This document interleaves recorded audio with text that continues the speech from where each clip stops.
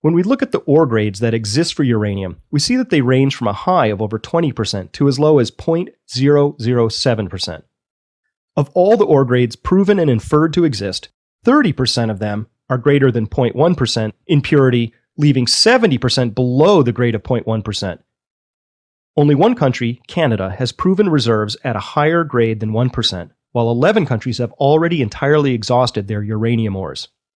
When we consider ore grades in such extremely low concentrations, the mining yields are quite dramatic, but not in a good way.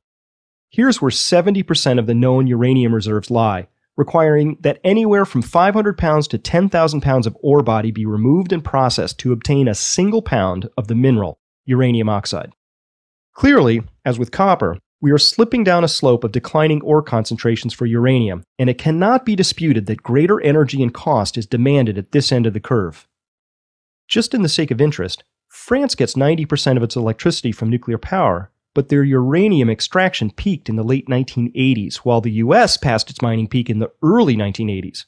Both countries are well past peak uranium.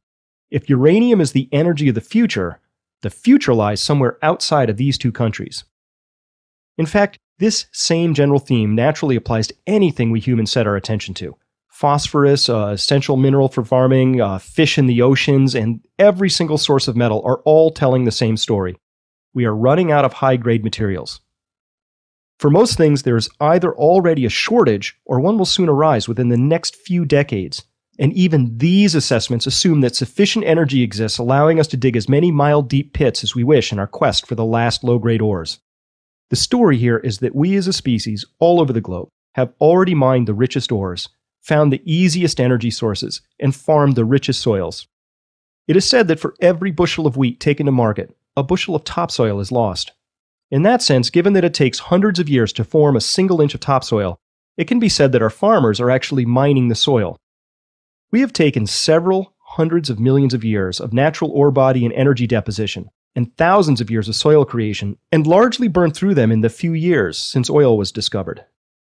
It is safe to say that in human terms, once these are gone, man, they're gone. Another measure of human activity is that certain sensitive ecosystem stress markers are showing up. Species loss is one example, but there are many others, such as the dead zones that are appearing all over the globe in the shallow seas.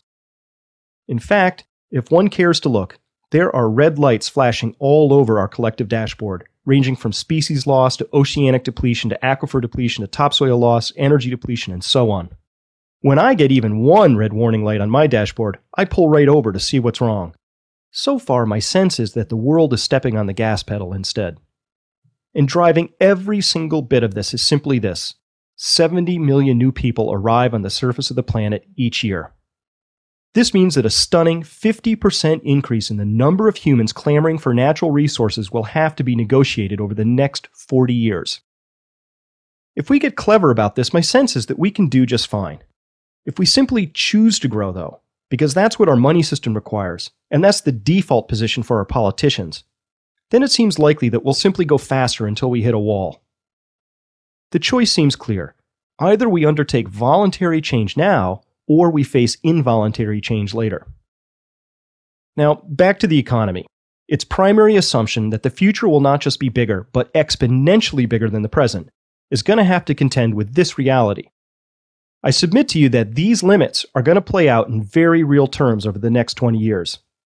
And so we can finally put all three E's into one spot. Our economy is based on an exponential money system that explicitly enforces a paradigm of continuous growth and implicitly assumes that the future will be much larger than the present. Growth requires energy. There's no getting around that. So the trends in energy stand in stark contrast to the major underlying assumption upon which our entire economy and our entire way of life are founded. Peak energy is a very real, very close prospect. In the rest of the environment, we see very clearly that we humans have high-graded virtually every resource, and we are now working our way into poorer, thinner, and deeper territory as we seek the resources that define our lifestyles. Biosystem stress is flashing warning signs on our dashboard. Pretending that we can just carry on consuming as we have, while the world population increases by another 50% over the next 40 years, is just not a workable plan. In fact, it's no plan at all. The continued exponential extraction of resources is a difficult enough story to believe just given the depleting ore grades that we are witnessing. But when we combine that reality with what we know about our energy supplies, then the story becomes even more unworkable. Because each of the key environmental resources upon which we depend, metals and minerals, soil, water, oceanic fish, and all the rest, have been high-graded, their continued extraction is going to increasingly be in competition for dwindling energy supplies that we'd also like to use to transport ourselves, to construct buildings, and to stay warm. Taken together, it becomes quite clear that our challenge is to adapt to a world of less, not more. A world where we have to put more energy into carefully managing what we have than seeking out new sources to exploit.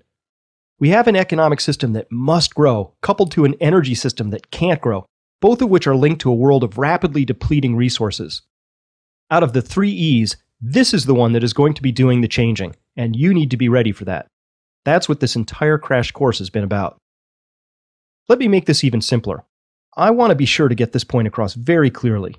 Our economy must grow to support a money system that requires growth, but is challenged by an energy system that can't grow. And both of these are linked to a natural world that is rapidly being depleted. Let me close by saying that if I thought these represented unfixable problems, I would not have dedicated full-time the last 4 years of my life developing this crash course and raided my bank account to make it freely available to all. I am an optimist, and I want a better future of our own design. We can no longer afford pleasant platitudes about 250 years of coal left without appreciating the actual details involved. It's time to think big, develop a clear sense of priorities, and cast off the adolescent view that nothing bad is going to happen to us because so far it hasn't. And it's time to show that we care about future generations. For better or worse, you happen to be alive at one of the most dramatic turning points in our species' history that ranks right up there with climbing down out of the trees. The only real question is, what role do you want to play? Shall your life be filled with fear or a resolute sense of purpose? The only way these challenges can become insurmountable is if we let them by ignoring them for too long. Okay, it's time to place all of these challenges onto a single timeline so that we can assess the urgency of the risks that we face. Please join me for Chapter 19, Future Shock. Thank you for your attention.